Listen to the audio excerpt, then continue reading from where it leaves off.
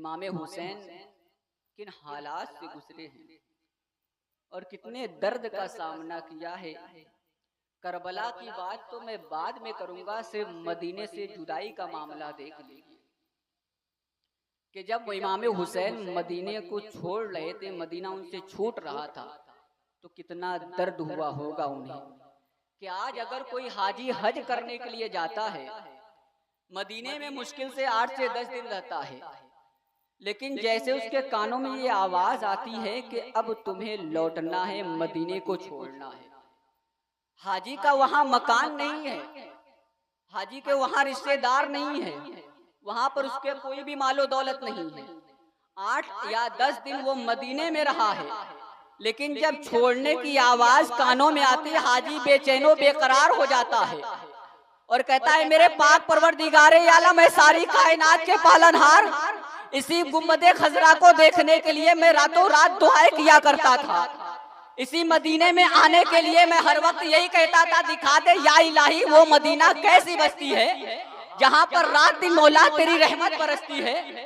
आप जरा सोचिए, वो सिर्फ 8 या 10 दिन रहा है, मगर जब उसे मदीना छोड़ना पड़ रहा है तो कितना दर्द हो रहा है, कितना वो बेचैनो बेकरार हो रहा है।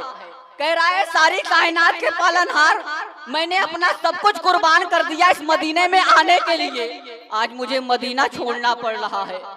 हमारी चाहत ये है, हमारी तलब ये है कि हमें मौत इसी मदीने में आ जाए, मुझे वापस न जाना पड़े। आप जरा सोचिए, 8 या 10 दिन रहने वाला इंसान ये बातें कर रहा है, तो जो मदीने में पैदा हुआ हो, जिसका बचपना मदीने में गुजरा हो, जिसकी जवानी मदीने में गुजरी हो, उसे कितना दर्द हुआ होगा, उसे कितनी तकलीफ हुई होगी।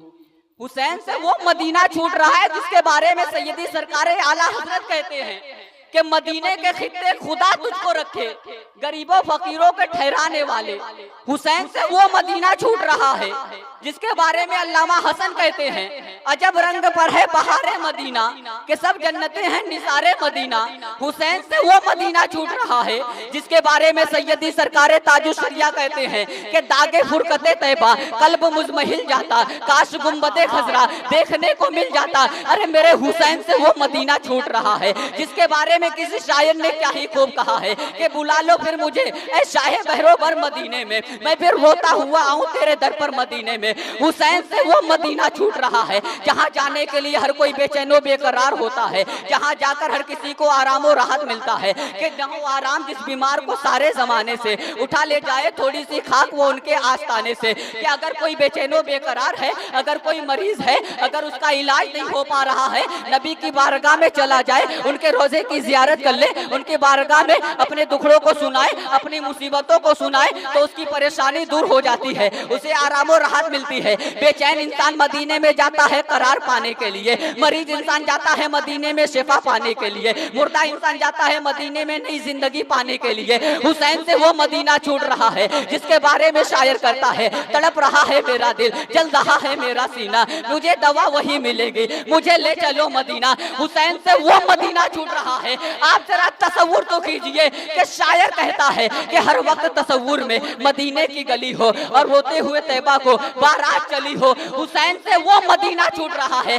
आप जरा सोचिए तो कि जहां हजरत जिब्रील अमी बार बार आते हैं, इसके बावजूद भी कहते हैं कि फिर कोई बहाना मिल जाए इमामुल अंबिया की बारगाह में जाने का, मदीने में रहने का। कि तभी तो किसी शायर ने क्या ही खूब कहा है कि सैरे गुलशन कौन देखे, दस्ते तैबा छोड़कर सुए जन्नत कौन जाए, दर तुम्हारा छोड़कर और बेलिकाए यार उनको चैन आ जाता अगर बार बार आते नहीं हो। जिब्रील सिदरा छोड़कर इमाम हुसैन नाना जान की बारगाह में जाते हैं और जाकर कहते हैं नाना जान आपका ये वही हुसैन आपकी बारगाह में आया है जिसे आप चूमा करते थे, जिसे आप सूंघा करते थे, जिससे सबसे ज्यादा प्यार किया करते थे। अब आपके हुसैन को आपकी बारगाह से दूर जाना होगा।